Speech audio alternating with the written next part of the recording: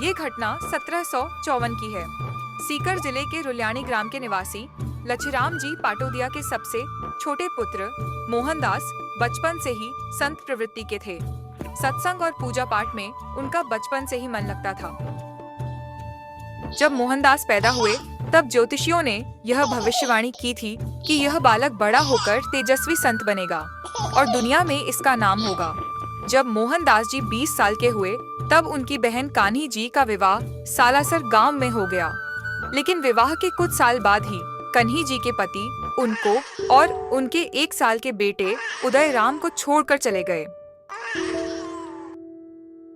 तब कान्ही जी के 5 भाई उन्हें कहते हैं, कान्ही भाई, हम तुम्हें यहाँ अकेले नहीं छोड़ सकते, तुम हमारे साथ चलो। हम 5 भाई तुम्हारा और उदय राम का ख्याल रखेंगे। नहीं भैया जी, मैं आप लोगों पर बोझ नहीं बनना चाहती। लेकिन कान्ही भाई, तुम यहाँ अकेले रहकर उदयराम की जिम्मेदारी कैसे निभाओगी? अगर ऐसी बात है तो आप सभी भाइयों में से कोई एक भाई यहाँ सालासर में आकर हमारे साथ रहिए।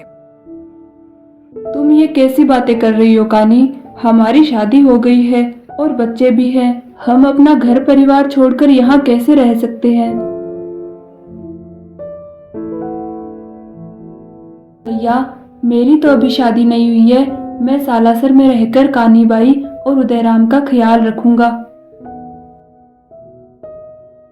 अब मोहनदास अपनी बहन को सहारा देने के लिए सालासर में रहने लगे। उनकी मेहनत से कान्ही जी के खेत सोना उगलने लगे। मोहनदास जी दिन में खेत में काम करते थे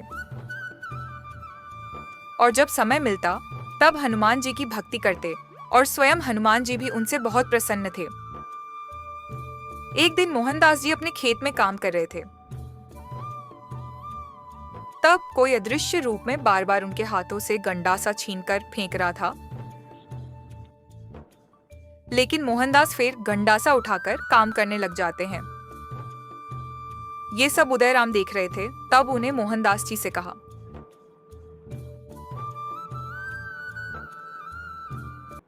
मामा, मुझे लगता है आप थक गए हैं, इसलिए आप थोड़ा आराम कर लीजिए। नहीं उदय, मैं थका नहीं हूँ। पता नहीं कोई अदृश्य रूप में मेरे हाथों से गंडासा छीन रहा है। ये मामा जी कैसी बातें कर रहे हैं?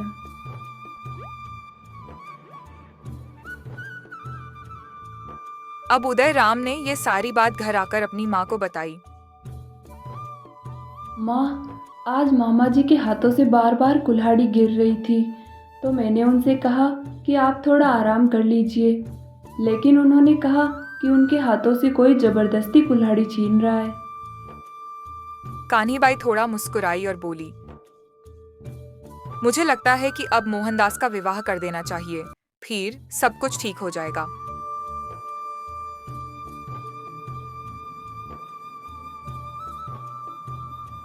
नहीं जीजी, मैं शादी नहीं करूँगा। मैं हनुमान जी का भक्त हूँ और उन्हीं की तरह ब्रह्मचार्य में रहना चाहता हूँ। ये कैसी बातें कर रहे हो मोहनदास? शादी तो तुम्हें करनी ही पड़ेगी। लेकिन जीजी, आप मेरी जिस भी लड़की से शादी की बात करेंगे उस लड़की की मृत्यु हो जाएगी। मुझे पता है कि तुम शादी नहीं करने के लिए बहाने बना रहे हो, लेकिन मैंने तुम्हारे लिए एक लड़की पसंद की है। अब कन्ही जी ने जिस लड़की को मोहनदास के लिए चुना था उसके पिता को पत्र लिखा।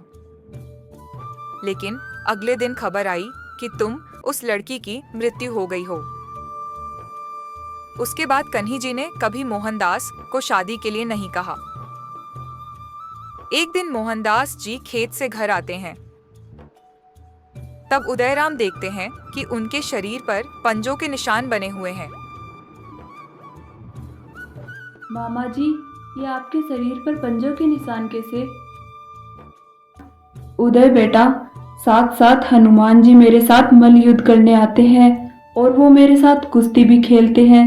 और मैं जब भी खेत में काम करता हूँ और धूप तेज हो जाती है तब स्वयं हनुमान जी मुझ पर अपनी पूंछ से छाया करते हैं। मामा, क्या सच में आपने हनुमान जी को देखा है?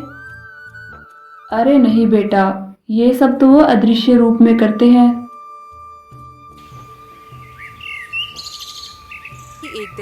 कान्ही जी उदय और मोहनदास को खाना परोस रही थी। तभी उनके दरवाजे पर एक साधु आते हैं। जय श्री राम, जय श्री राम, जय श्री राम। कान्ही जी काम में व्यस्त थी, इसलिए दरवाजे पर आते आते देर हो गई और वो साधु चले गए।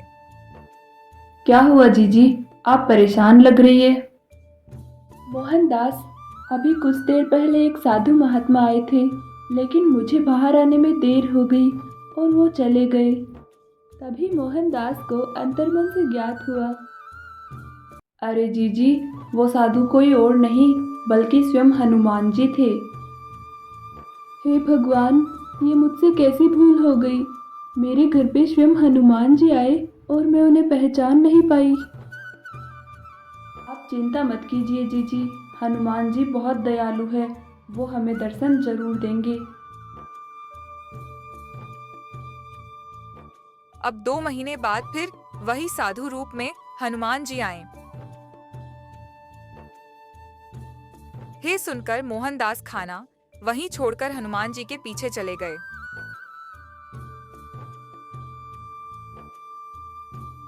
कुछ दूर जाने के बाद मोहनदास जी ने हनुमान जी के पैर पकड़ लिए और कहा,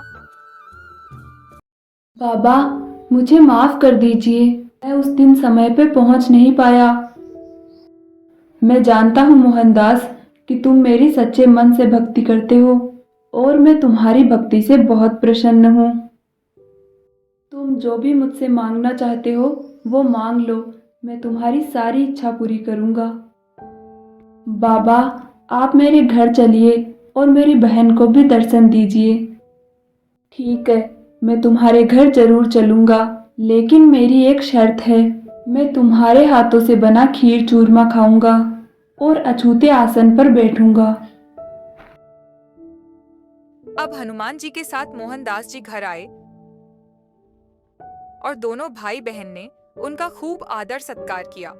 तब हनुमान जी मोहनदास जी से कहते हैं, मोहनदास, मैं तुम्हारी भक्ति से बहुत प्रसन्न हूँ। तुम जो भी मुझसे मांगना चाहते हो वो मांगो।